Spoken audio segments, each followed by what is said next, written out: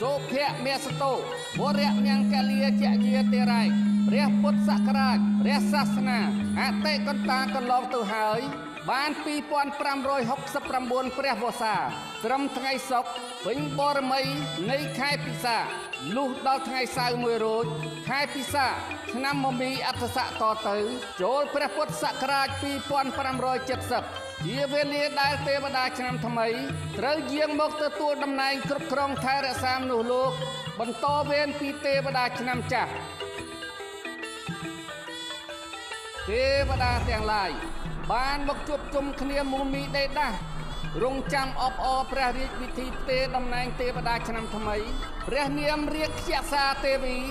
ជាបុត្រីទី3នៃកបិលមហាព្រហ្មដែលនឹងយាងចុះមកនៅថ្ងៃអង្គារ12រោចខែចែកត្រូវនឹងថ្ងៃទី14ខែមេសា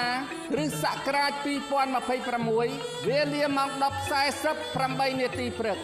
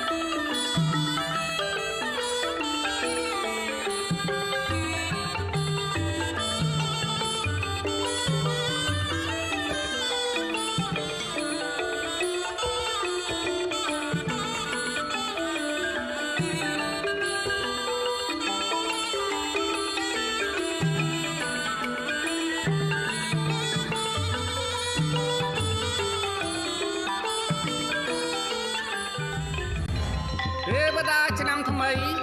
ព្រះនាមរាជសាទេវីជាបុត្រីទី3នៃកបិលមហាព្រហ្មបានយាងចុះមកដល់ហើយ